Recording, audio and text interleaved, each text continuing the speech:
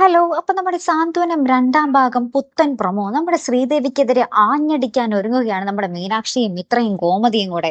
ഇത്രയും നാളത്തെ ഒരു ഇതിൽ നിന്ന് അവർക്ക് മനസ്സിലായി നമ്മുടെ ശ്രീദേവി ആൾ ഉടായിപ്പാണ്. ഇവിടെ വന്ന് പഞ്ചപാവം പോലെ കളിച്ചിട്ട് അപ്പുറത്ത് ചെന്ന് കുത്തി വിടലാണ് നമ്മുടെ ശ്രീദേവിയുടെ ആ ഒരു സ്വഭാവം എന്ന് നമുക്ക് മനസ്സിലായിട്ട്. അപ്പൊ നമ്മുടെ ബാലനെ കുത്തിയിളക്കി വിടുന്നത് നമ്മുടെ ശ്രീദേവിയാണെന്നുള്ളൊരു കാര്യം ഇവർക്ക് മനസ്സിലായിട്ടോ.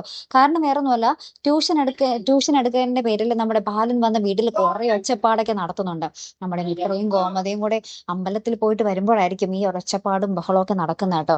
അപ്പൊ നമ്മുടെ ബാലൻ ഇത് ആര് വഴി അറിഞ്ഞു എന്നുള്ളൊരു കാര്യമാണ് പിന്നീട്. അപ്പൊ അതിക്ക് മുമ്പ് ഒരു സീൻ കാണിക്കുന്നുണ്ട്. നമ്മുടെ ശ്രീദേവി ഫുഡൊക്കെ ആയിട്ട് കടയിൽ പോകുന്നത്. അപ്പൊ അവിടെ ചെല്ലുമ്പോൾ നമ്മുടെ ശ്രീദേവി കാര്യങ്ങളൊക്കെ പറഞ്ഞു കൊടുക്കുന്നുണ്ട് നമ്മുടെ ബാലന്. അതിന് പിന്നാലെയാണ് ഈ ഒരു പൊട്ടിത്തെറി സംഭവിക്കുന്നത്.